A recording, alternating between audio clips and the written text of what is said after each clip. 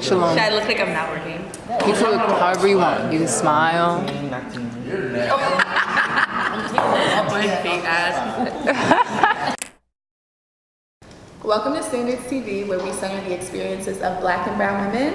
Today I have a wonderful panel with me here to talk about athletic activism and in the modern context as well, historical context, especially in America with the political environment that we're presently in. So I wanted to start off the conversation by asking who in here watches sports or have played sports? How many of y'all have played sports? Okay, all of us, okay. Well, most of us. And how many of y'all watch sports like religiously, like sports watchers? Great, okay, so some of y'all. And like basketball, football, what do y'all? Yeah, basketball, football. Basketball. I recently stopped watching football. I just couldn't do it anymore after everything that's just been transpiring, especially how the climate is right now. Like, I feel bad just because I did watch the Super Bowl, and I feel like I robbed myself. Our team was there, though. Well, you're an Eagles fan or no? No, I'm not an Eagles fan. Okay. I'm actually a Chargers fan. However, it's just like, I watched the Super Bowl, and it was pointless because it was a very boring game.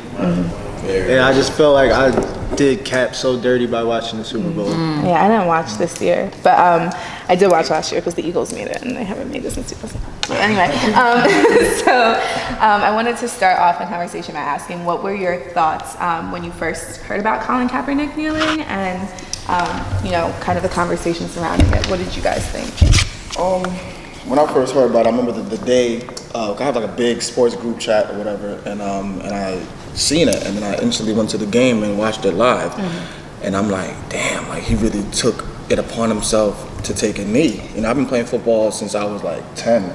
It was my life, you know what I mean? It was within me. So like when I seen that, I'm like, I instantly thought of like Harriet Tubman. I was like, damn, like they're gonna like do whatever it takes for him not to get a job anymore, because this is big. You know what I mean? For him to like literally be the only person in the stadium to be taking a knee during the national anthem, you know what I mean? So like, how I felt, like, okay, let me do more research. You know what I mean? Let me watch some more things to educate myself on why he did it, as far as like, let me break down the anthem.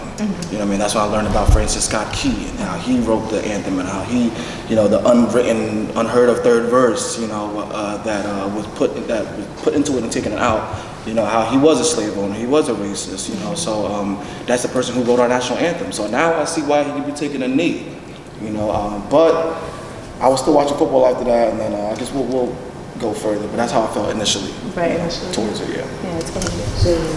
For me, with Colin Kaepernick, my family's a big football house. Like, they love it. My mom doesn't have a favorite team, but she will watch every game religiously, no matter what. Right. So when it happened, I guess I didn't realize how significant it was in the football space. So I was like, oh, like, it's just him taking a knee, it's just him, like, protesting. Here at Rutgers, we see so many, like, movements here, and we learn about so many that he was like, okay, like, this is just something that he's doing, we'll see how big it gets. And then when I saw all the backlash that came after, I was like, oh, these people hate this man now. And after that, that's when I really started to get into it, and that's when I stopped watching the NFL, especially how they targeted him, basically wanted to ensure that he didn't get a job. And it was also interesting to see what other football players and what other coaches and what other owners were going to speak out to. I think there was a few who were kind of like pandering, who were like, like, we'll still treat everyone like trash, but Colin Kaepernick's doing a good job or something like that. Right. And we still won't pay everyone equally, but he's doing a good thing. And so that's what really made me realize the disparities that happen in football, within athletics, period. Right, totally.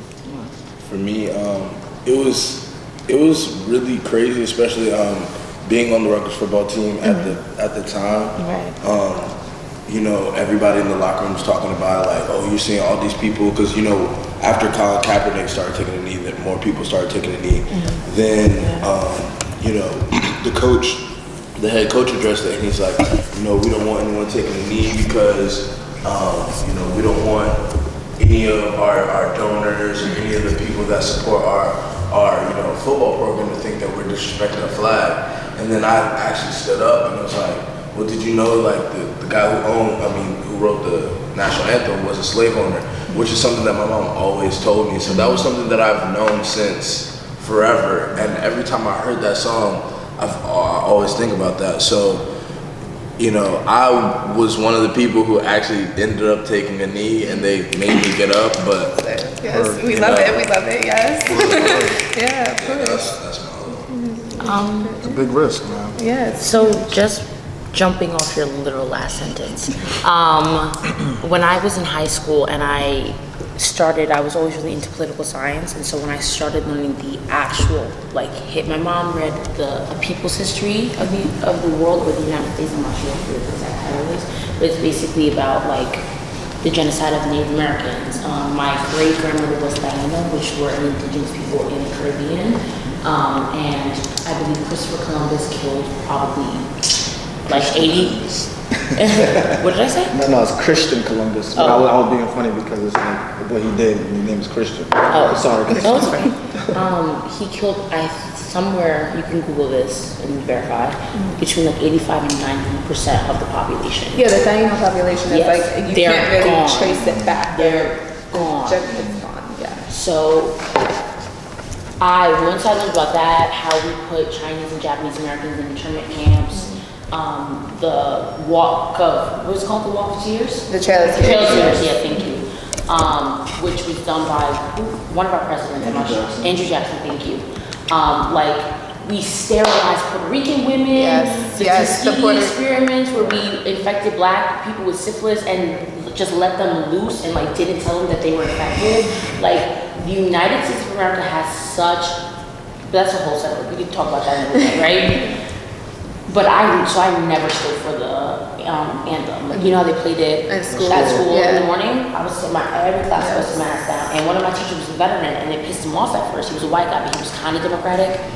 Anyways, I got in a lot of trouble for it. So as soon as I saw Colin Kaepernick doing it, it made me proud. You know what I'm saying?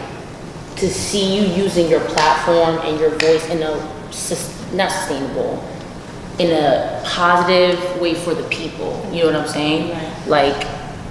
And I just wanted to, I have so many notes, but that was my initial reaction. That was your initial reaction. Yeah, made me proud. Okay. Well, can I just go down a timeline real quick? So basically, August 26th, the first thing that he did was sit down. He didn't even kneel. The first thing that he did was sit down. Then fast forward to the 31st, an NFL executive anonymously goes to Bleacher Report and says, "Fuck that guy," straight up, F Colin Kaepernick. And he's an executive in the NFL. And then after that happens, Nate Boyer, who is a retired veteran who also played in the league, says to Cap, "Hey, this is what you should do instead," which is taking a knee. So a veteran who was in the Army, who served on the battlefield, who was there when people get injured and people get shot in different countries, serving our country, told him to take a knee. But because this is a white man who tells a black man to take a knee, the black man gets ridiculed, which is just crazy to me. And that happened all within 5 to 6 days. 100%. I know that's literally leading into my next question about Nate Boyer, who was the veteran who suggested this to him. He's spoken out on multiple occasions at this point. He's been on multiple talk shows saying, hello, what Colin Kaepernick is doing, the kneeling, that was a suggestion from me. And he's not receiving any backlash. It's Colin Kaepernick who's being blackballed and being told that he's disrespecting veterans, and that entire context is being left out of the situation completely. So I don't even know about that. Yeah, exactly. I've never seen that on the news, and I watched the news. Yeah, so I want to say, why do you feel like the rhetoric is still focusing around, well, this is kind of a leading question, y'all know, but I want to talk about it. Why do you feel like the rhetoric is still focused around, Colin Kaepernick using this being a form of disrespect to veterans when there's been many people, not just Nate Boyer especially, but there's been many people at this point that have said that's not what he's doing at all. I disagree. I think it's the perpetuation of nationalism within our country. We constantly speak on behalf of veterans, then do not do anything for them when they return from their service. Yes. We constantly speak on their behalf. We constantly say, this is what the veterans are feeling, instead of saying, instead of asking the veterans, how do you feel about this situation? Because even Jackie Ina, who is a beauty influencer, who is a veteran, she was like, I am proud of him for doing this. And other veterans have spoken out and said, I am proud of him for doing this in the way that he is doing it. And of course there are veterans who do not stand for what he's doing, but at the end of the day, we are constantly speaking on behalf of the veterans, but we're not asking the veterans what they think about it. And I think, he's a Black man, so he's always going to get the brunt of the stick. He's always going to be the villain in the situation. So it would just be inevitable. The intent to keep the narrative off of the folks who have sided with Kaepernick, who are veterans, and the folks to put the narrative on Colin Kaepernick disrespecting veterans is mainly to draw focus away from what he's kneeling for. Colin Kaepernick started kneeling to protest of police brutality and protest of the oppression of Black people. So the focus on him being disrespectful to veterans is merely intentional. If he's disrespecting veterans, then he's not speaking out for something positive, which is police reform, which is better systems for Black and brown people and Latinx people. So it's definitely something intentional to keep focus away from what he's really talking about. And can I just say that white people tell on themselves. Oh, absolutely. You were talking about this. They tell on themselves. So not only are you trying to direct the attention away from what he's actually doing, which is protesting police brutality and systemic racism in this country, by blackballing him and not allowing him to not allowing him to have a job, you are systematically oppressing him. Like, you're doing what he's saying you're doing. You're doing exactly what he's, trying to combat, exactly with his protests, which is very, but our country doesn't see the irony in that at all. I don't feel as though. And then it's also like sending a message to anybody else. So it's like, all right, so if you stand with Cat, this is going to happen to you too. You're going to be without a job. Doesn't matter if you took your team to a Super Bowl before. Doesn't matter if at probably the lowest point in your career you threw 16 touchdowns. It doesn't matter. And also it's kind of like we're going to make an example out of him because he rocks afro and then he rocks cornrows, which is like what America continues to do. They continue to tell us like, oh, you're Black, but don't be Black enough. Don't show us your Blackness. Don't come out of the house with, no, you gotta have a certain way to look to be accepted in this country. And it's because it's like you're in our league. You know what I mean? You're not just a football, you're not just a star, you're in our league. So it's like, that's why I knew it was like, yo, we live in a bad time, and we really, and me as a football player, I've been dreaming to be in that league for my whole life. So when I think about it, it's like, damn, how you disrespecting a flag and disrespecting veterans when the context is Black people being murdered on film. It's that simple. We've heard it thousands of times. It's that simple. Like we helped America fight her war in 1776, get its independence. We came back and called niggas afterwards. We won the Vietnam War in December 1941 and came back and they called us niggas and we were slaves. You know what I mean? Still.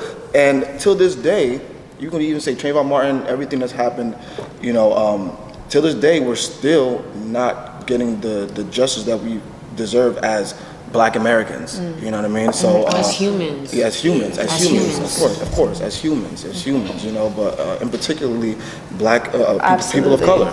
Especially Black. You're 100% right. Black Americans in this country specifically have been disenfranchised to a point where they are like in social hierarchy. Yes, 100%. You're not wrong. And I just want to add one more thing, my bad. And even when the guy Nate Boyer, when he talked to him, like, yo, I think you should kneel, instead of sitting down, he didn't kneel with him. Yeah. The night he stood with him. You seen the video? Yeah. He stood with him. I didn't even know that specific part. Right. You know what I mean? That he put his hand on his shoulder. Yeah, put his hand on the shoulder, and then like he's still a veteran. I guess. But the fact that he stood with him, right. opposed to like, SOB, you know what I mean? So. Yeah. Sorry, I just wanted to make a quick point off of AG's point earlier. It's not even just the political correctness of the entire thing. It's, the money as well. Because even if they wanted to give him a chance, let's say there is a coach that's like, I really want Cap. If they put him on that team, the amount of investors that might pull out, the amount of people who will burn merchandise, which I never got the point of. You already buying it. we already got it, but that's, listen, Right. we all I'm trying to do the math. I don't. Like 2 plus 2 is equal to 5. Like I don't do. But that whole situation, like the money plays a large role in it as well, because imagine putting such a high risk athlete on your team, it could set the whole thing awry. And it's so much bigger than just political correctness. It's that entire corporation that is the National Football League, that is ABC, NBC, whoever even puts it on Number there. one sport in the country. Watch. Yeah, like it comes on what, 3 times a night? Sunday, Monday, Thursday? Like, That's crazy. And can I just say, I feel like that's a great point, the amount of investors that might pull out, but think about the fact that after Nike sponsored him, you had all those white people burning shit, but their sales went up, I think like fact check me, like 130%. It went up. Like It went up. The Yes. world stands with Colin Kaepernick. Right. And there is, and I feel like companies are very either slow to realize or reluctant to indulge. We have buying power. We're like the number one buyers of almost everything. Hair, clothes, all that shit, which is another conversation, you know. But I'm gonna write that down. Can I jump off of that too? Yeah. Oh, sorry. Can we please discuss Nike? Because I always have mixed feelings about it because it's a corporation. Yes, exactly. And I know they're just pandering to black people a lot of the time, but they have put out some amazing ads, especially when it comes to athletes. Like on their plus size women campaign, on their Serena Williams campaign, on their Colin Kaepernick. They have. Nike, I don't know who is their marketing director, but they definitely deserve a raise because they are on the money. Like, totally. Even after I think Black Twitter like took the meme and even made it, and then that went even further. Like, it's just Nike's doing great. My bad, but I feel like what Viv was saying, with like the world standing with Cap, it's bigger than just the world standing with Cap. Consumers stand with Cap versus what we see every day. Like the people that were burning stuff, they were burning like these old dad sneaks that you get at like stuff that you go to TJ Maxx and you can buy. Nothing wrong with buying anything from TJ Maxx. I'm not saying that. But what I'm saying is that you're not walking into I shop at TJ Maxx. I do too, but what I'm saying is like you're not walking into Nike. You're damn sure They're not walking standing into in line. a Nike outlet. They're not going there to get their Nike. They're going to certain other places to get it. So like they're burning like shirts that Nike probably doesn't even out of season stuff that nobody's even worried about. Versus like people who are like going out and spending money with Nike because they realize that Nike realizes that morality moves consumption. Yes. So more moral stance that you have on things, especially politics and social economics, things like that, the more people want to be invested in you. If you take a stance on a positive side, people are going to invest because that's where our world is moving to. Hopefully. Well, that's what we would like it to move to. Tomas, you want to talk? Yeah. Do you mean what we're moving to now, like what athletes have always been doing? No, that's now. Okay. Moving to now. We're gonna get into Just because it's like somebody like Jordan's, for example, hasn't always been a moral stance. It's just been a fashion stance. Yeah, no, definitely. I kind of wanted to touch on so you brought on history. We're talking about kind of how things have been. So athletic activism isn't new. This has been something that has been happening for decades. And specifically Muhammad Ali was one of the, he's known as the greatest boxer of all time. And he was, of his time, the athletic activist who, you guys all know the story about him, not wanting to go, he wasn't supportive of the draft, obviously, the Vietnam draft. So when he was drafted, he was not with it. And they took him to trial and they tried to put him in jail for it. And he's just been he was very vocal his entire career. So I want to kind of pose a question. Do you feel as though and this is obviously another leading question, I love to ask those here, but do you feel as though can you think of a period in American history where there has ever been a moment where Black activism, especially in athletics, has not been vilified? Can we think of a moment? At the Olympics, I don't know what his name was. I don't know what sport they were doing. It was track. Oh, track. Track, and I think they won, the 2 Black athletes, they won first and second place, and then a white man won third place. Carlos and I forgot. And they rose their hand, and I think they were kicked out of the Olympic housing, and they were vilified again. And the white man that even stood with them I can't remember his name, but he was Son of from Colin? Australia, I think, and people from Australia like ostracized him Right. because of what he did, because Right. he took a stand with them. So yeah, it's just But even Yeah. more recently than in the late 90s, we all knew that it was like the NBA was Michael Jordan was the NBA. And we try to think of that time as, not a lot of athletic activism. But there was this one player back during Jordan's time, I believe his name was Mahmoud Abdul Rauf. Played for the Bucks. Yeah, he played for the Bucks, and like Colin Kaepernick, he prayed during the anthem against injustice in America. And What was he his was name a again? Mahmoud, M-A-H-M-O-U-D, I can remember that. Abdul Rauf. I'll put it in the description too. We got you. So yeah, he prayed during the anthem, and he was immediately blackballed faster than Colin Kaepernick was. And it wasn't one of the Colin Kaepernick moments where his doubters could say, "Oh, he just wasn't that good of a player anyway. His contract would have been cut." He was, Player efficient. he was subjectively better than Jordan. And we all know Jordan as the greatest player of all time. So that just goes to show that athletic activism being backed by the general public is extremely new. Probably only as new as Kaepernick and Williams and LeBron James. Something that, always, sorry, I didn't mean to kind of go on, but white people and corporations and these businesses will really put racism ahead of money and really success. And that's something that always blew my mind, because Colin Kaepernick and all these players are amazingly talented. These aren't some third string guy that just found. NFC champion. Yeah, they're great players.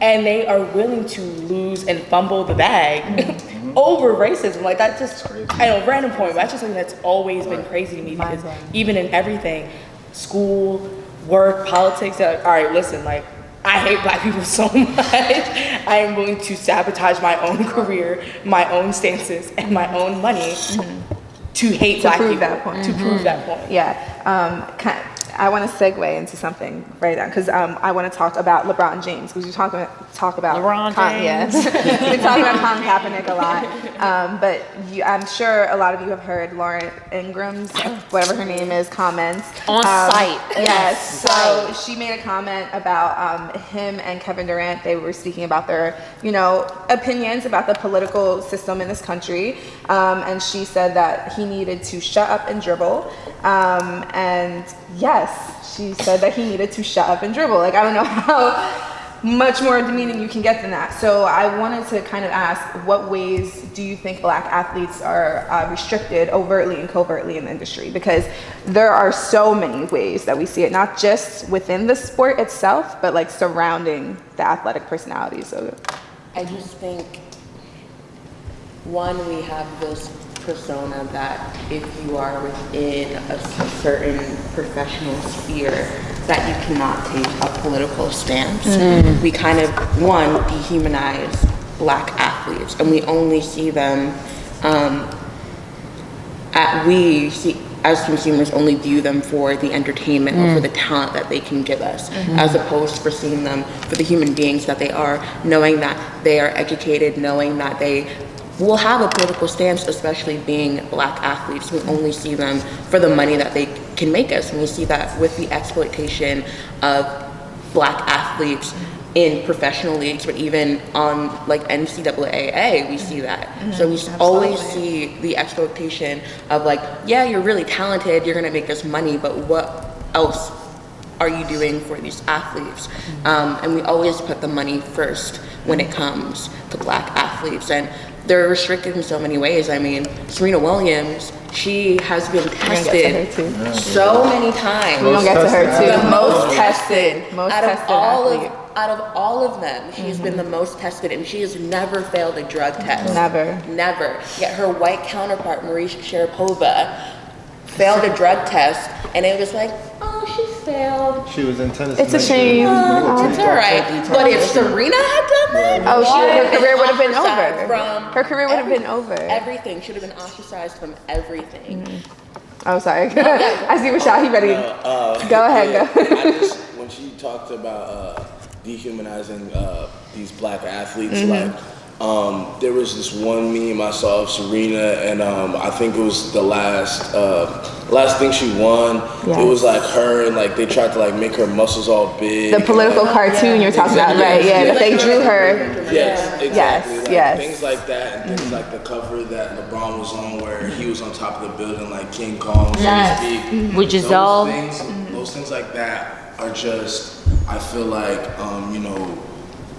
I guess white America trying to put these athletes in their place because we're not allowed to, have a viewpoint or, be educated enough to actually have a political opinion. And I think that's something that's really, I guess, is disheartening, especially as a football player, as an athlete, for these people who've done so much, given back so much to the community, for people to, just blackball them like that, and just it's really and to add, I'm sorry, and to add to that, it's like that's the simple notion of just white people thinking, just used to us working for them and not expecting us to have jobs for ourselves. I mean, if Laura even did a speck of Google, she would have seen the King James Foundation is major. Yes. It's crazy. He gets funded from people all over the world.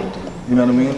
And he's giving back to the community. So for you to say, shut up and dribble, it's like you're only good to just be LeBron James and not do what you've been doing behind closed doors. You know what I mean? So it's like, when I think about it like that, I wasn't even surprised that she said that. It was actually unfortunately good that she said it, because that allowed LeBron James to put the foot on the gas even more. Okay, now I gotta let her know that I'm not just that. And then it just blew up, so.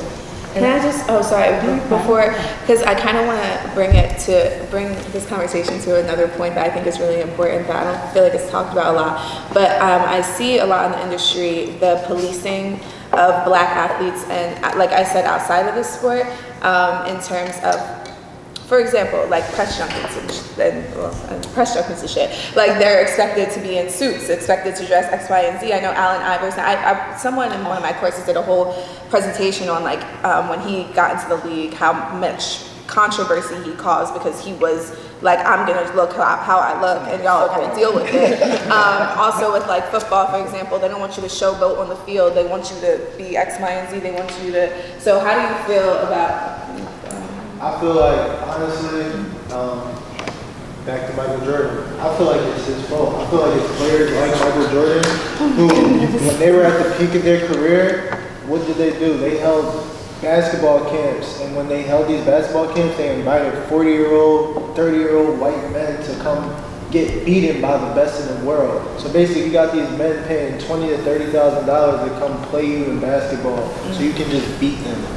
Versus somebody like LeBron James, who he'll open a camp, and don't get me wrong, like LeBron has done his fair share, like when Jordan Crawford dunked on him and he had the video get deleted off the internet. But at the same time, he'll hold camps and he'll actually have young kids come out for these camps. I'm not saying the Jordan camp doesn't do that anyways, but LeBron doesn't have an iteration of something like, oh yeah, let me have men who don't even play the sport, who just work for corporations, come play me in basketball. He doesn't have time for that.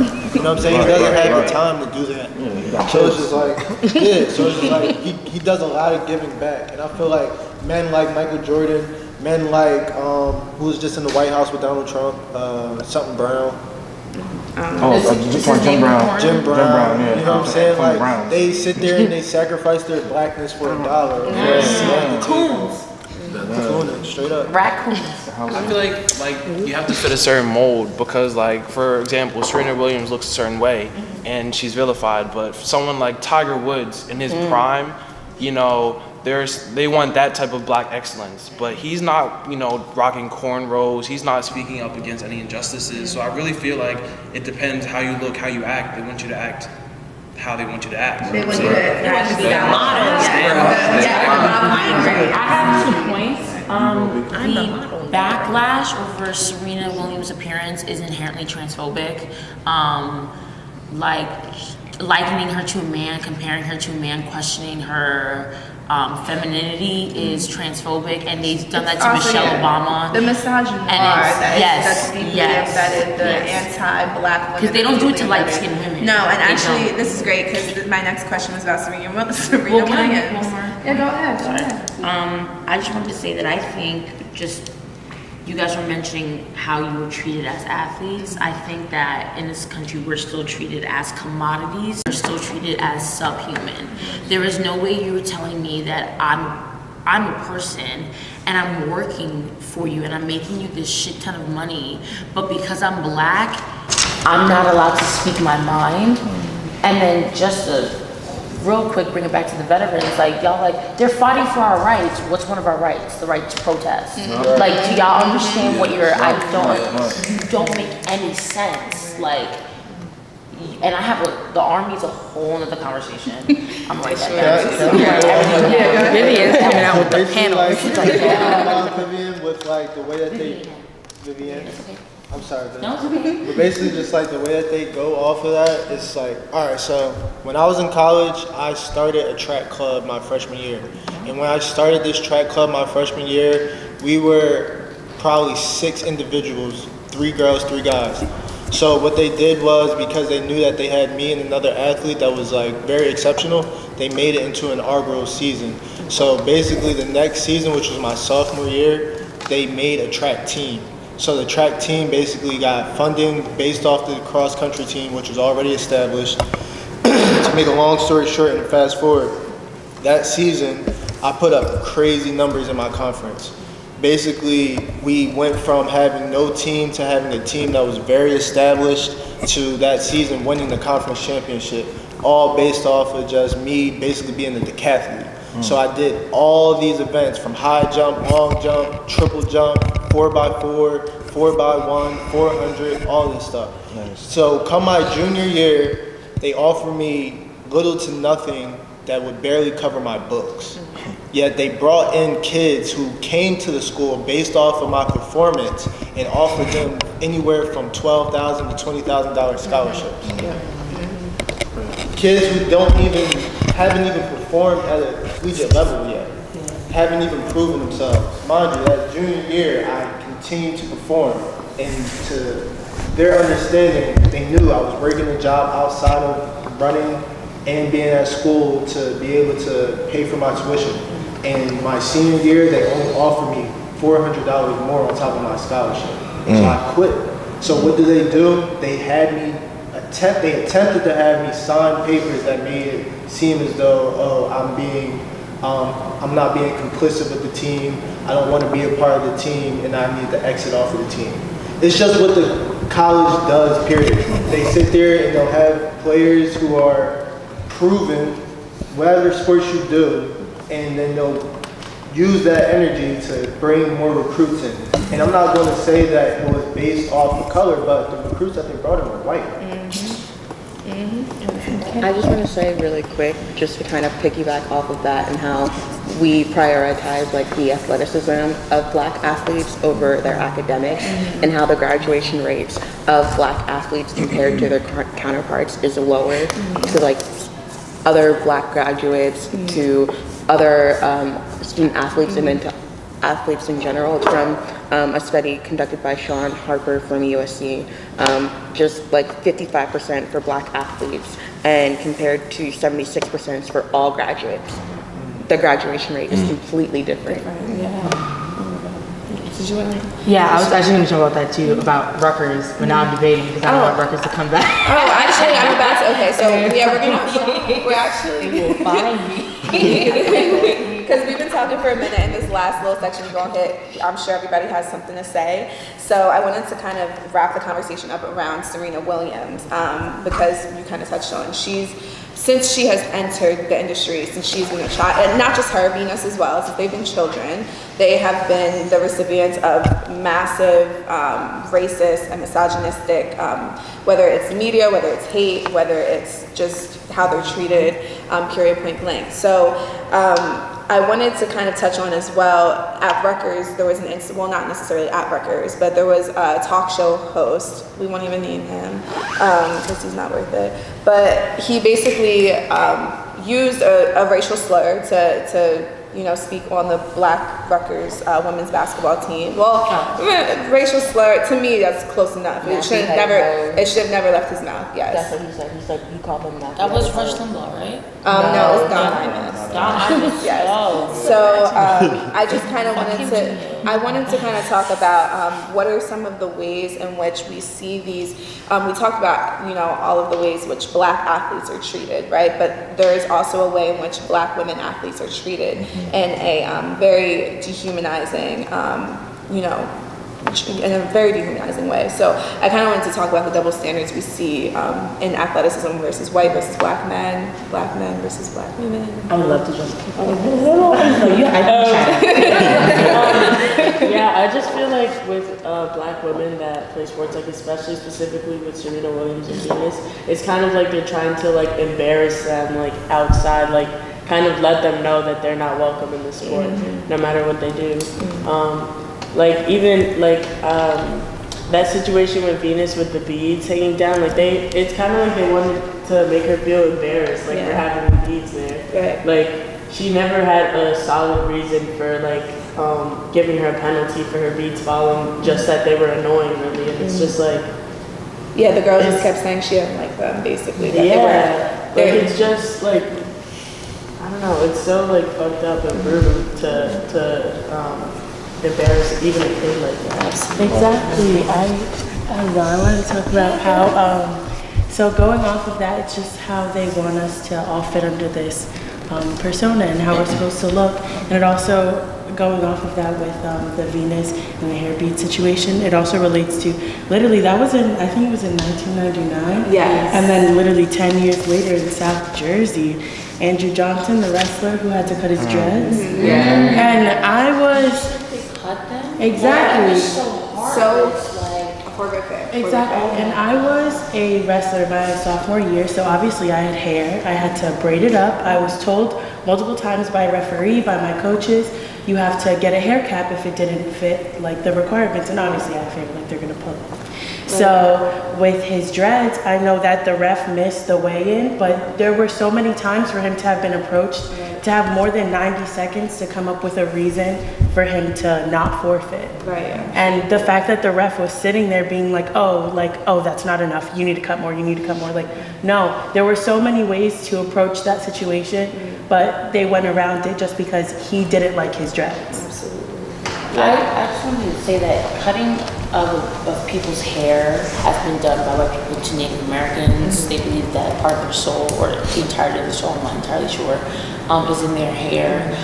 Forcing, in the military, you're not allowed to have certain hairstyles, and they're all black hairstyles. So America has this long history of forcing us to either alter or cover our hair in like the colonial, I think it was like the 1700s or something, I don't know, please use Google. They basically made a law saying that black women couldn't wear their hair naturally outside and they had to cover it. And that's where like our like tradition of headscarves came from. Like it was like I feel like we could have been like, all right, I'm gonna put something over it. Nah, like we were like, I'm putting it up here, it's gonna be colorful, it's flowers in that bitch. Like it was fabulous. And then we came outside like looking regal and the white women were like, what the fuck? And then they started like, this is just, then what do they start doing? They started copying us, right? Which is another whole topic, cultural appropriation of fashion. So back to cutting our hair, I feel like it's a very violent thing to do to someone. That is an act of violence, and to do it to someone, like, I feel like dreads or dreadlocks or locks, whatever you want to call them, are so significant to us as a culture, just the symbolism behind dreads, and to cut off someone's hair publicly so violently to me was just egregious. So I actually, wanted to jump off on this, on the policing of black women's look specifically, because Serena is definitely a star when it comes to dressing, which I hate pointing that out because we always look at women's outfits, especially when it has nothing to do with anything. Yes. But I want to talk about she's always killing it. Absolutely. And it reminds me of Flojo. I don't know if you guys remember her, the track star from the 90s. Oh, she was pulling out looks to go run these tracks. Yes. Like I can barely like go up the stairs. And she literally was like pulling out the best weaves, these long fingernails, these looks, and people hated her for it. And it's the same thing with Serena, except I feel like in Serena's case, they're doing it more so to the point where it's affecting her health. I don't know if you all remember the cat suit that she tried to wear, and they were like, it's too cat. There was a cat suit basically that she tried to wear. It was like a compression suit because she's prone to blood clots, especially since she gave birth. And they were like, that looks a little inappropriate because she's built more voluptuously than other women. And then it doesn't fit that proper mold because she's too muscular. And it goes back to that political cartoon where they make her out to look like a toddler / grown man. It was like this weird caricature they made up of her. Like, and they also removed what was even like, not crazy, but they also removed the fact that her opponent, Naomi, was a black woman as well. They drew her as a white woman. Yes, and they drew exactly. And just to point, her blood clots are another example of systemic racism, right? Her blood clots were a result of this disparity in healthcare where doctors do not believe that black people feel pain, and they specifically do not believe black women when they say they experience pain. There are so many stories of black women saying, this is happening to me, I'm hurting in this way, and us getting sent home with an Advil and then dying, especially in birth. Even Kim Porter. She She died because she told someone that she wasn't feeling well, and they were like, no, I think you're all right. Yeah. And that woman is dead. Her children do not have their mother around. So Serena almost died in childbirth because they do not listen to us. So that's just fuck Ben Shapiro, who's always talking about, I'll need an example of systemic racism. It's called Google. I'll touch on a couple more. Y'all can touch on a couple more points, and then we're gonna wrap up. But I feel like with Serena's cat suit, it was messed up. The only simple fact is, like we were all saying, the cat suit was made for her to regulate her blood clots, to regulate her blood flow, so that blood can continue to go. Because if you ever played a sport, you know that you can definitely feel numbness anywhere from the knees down if you're just doing too much. So you need to keep your body at a certain temperature at all times. And if you're outside, it's really hard to do that when you have the outside elements affecting you. So you need to stay hot so that your blood continues to flow. But it's deeper than that, because in the 1985 Wimbledon, Ann White wore a cat suit, and the world had nothing to say. And the deeper part about it is that it was the French Open that banned her cat suit. So it wasn't the US Open, it wasn't Wimbledon, it was a specific part of the, I guess the circuit, the circuit that they go so that they can get Grand Slams and stuff like that. But I'm tired of like the powers that be playing defense. So you wait until Serena makes herself look like a villain by her next match wearing this oversized tutu to prove to you that, okay, I can wear whatever and still be the best. You wait for her to do that so then she can look like a villain to the world, and then you turn around and you say, oh yeah, let her wear the cat suit. Same way with like Johnson and wrestling and Buena. You knew this guy, Andrew Maloney or whatever his name is, who cares, the referee. You knew this guy was walking around the league doing foul stuff to kids all the time. Like prior to Johnson's case, he had a 12-year-old in a wrestling match who he said, oh, your hair is unacceptable as well. So he consistently does this, but the league doesn't condemn him, but you have a file on this. Why is he still referenced? Exactly. I was just gonna go off of the wrestling thing really quickly. The match was the 4th match of the season. So he had wrestled in 3 matches before and nobody asked him to cut his dreads. So why is it this ref? You know what I mean? What was the situation? I wanted to touch on really fast the semi-solidarity that I feel like was exhibited at the Super Bowl, not the Super Bowl, I'm sorry, in the NFL by the team members and the coaches after Colin's protest. They were like linking arms and like, I don't know, they were doing something, and I just feel like either you're with us or you're not with us, and I don't know what that meant, but y'all were not standing and y'all were not kneeling, so what were y'all really doing, and why am I watching, like why are you wasting the time? You know what I'm saying? Like, and I'm just really, really tired of like, if you watch the Super Bowl, honestly, fuck you. If you played the Super Bowl, fuck you. If y'all didn't watch, the lead singer of Maroon 5, Adam Levine, said some bullshit when they asked him. He was like, well, you know, I'm not a politician, and I just kind of want to do it. And it be that. Nah, fuck you. You're a white man and you're making money, and they It was the same thing Justin Timberlake, your headline. Justin last year. Timberlake can fuck himself. And I was like, okay, cool. Sorry, I'm sorry. And Travis Scott, I'm sorry. Travis Scott is a coon, but he has he is in the trash digging, and the trash is Kylie Jenner because she's trash. Like, I'm sorry, but these black men, I love black men, and I am genuinely. Y'all are very, very smart, and y'all impressed me today, and I took a lot of notes. But y'all have heard me say before, and I will say again that lately a lot of these black men have been proving themselves to be the weakest links, and they need to step up their game. I'm not talking about y'all specifically, but I'm just saying in general. Travis Scott could suck my dick from the back. Okay. And Kylie Jenner could watch him choke on it, and that's all I gotta say. I actually, sorry. Yes. I want to make one last point about Yes, Serena go Williams ahead. because I'm literally actually obsessed with her. Yes. No, go ahead. 'cause Yeah, I want to. Like yes. I said, I did play tennis in high school, no big deal. Varsity tennis. Varsity tennis, corrections. No biggie.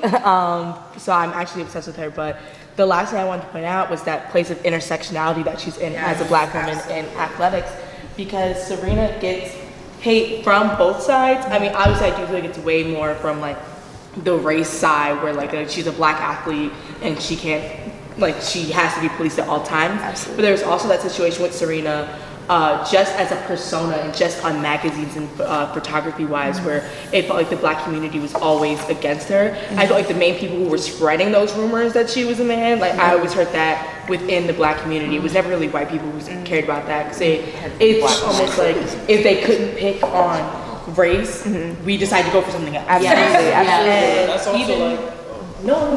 That's also how they showed the videos of the guys, the tennis players, whoever. They're having outrages, but it's not called an outrage. They're frustrated. Serena, it's an outrage. She's out of pocket. Yes. Absolutely. Both, I'm sorry? both, Told him a thief. Yeah. And he took the whole thing.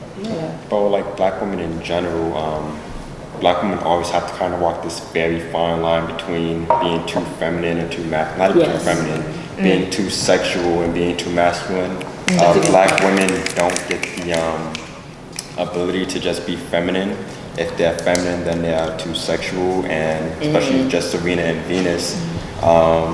If Serena is just playing tennis, and tennis, when you're in the zone, any sport, when you're in the zone, you're in the zone. But when she's in that zone, men, specifically black men, sadly, call her a man, call her a monkey, call her all the shit that white people do.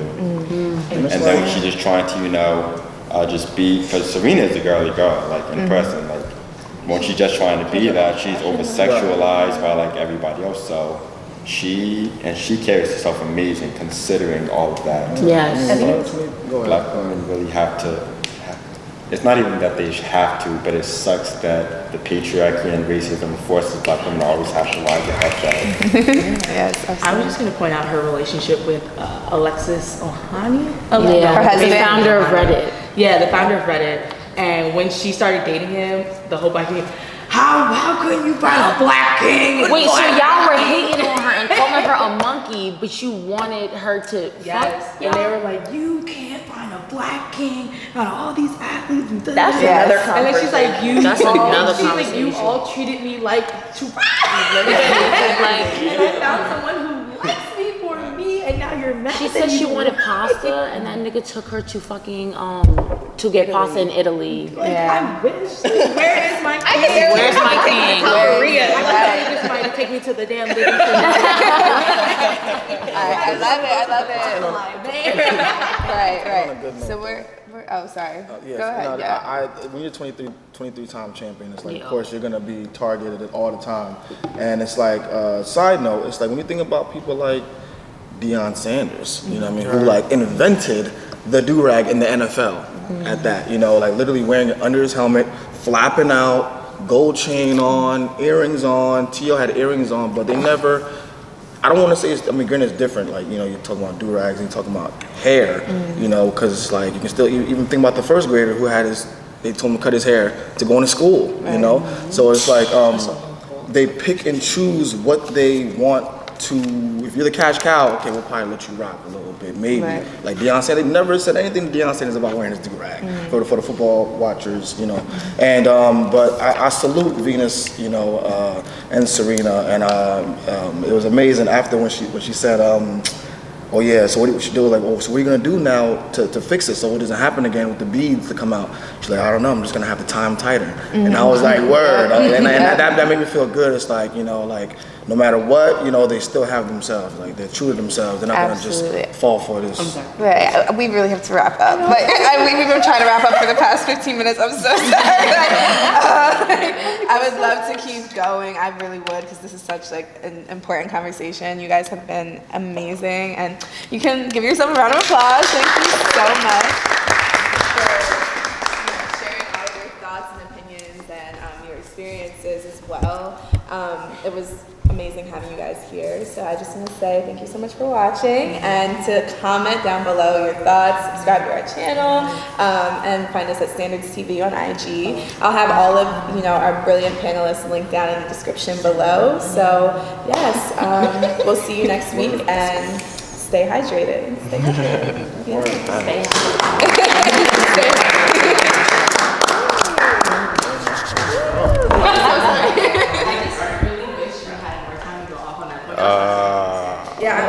Man, that's lit.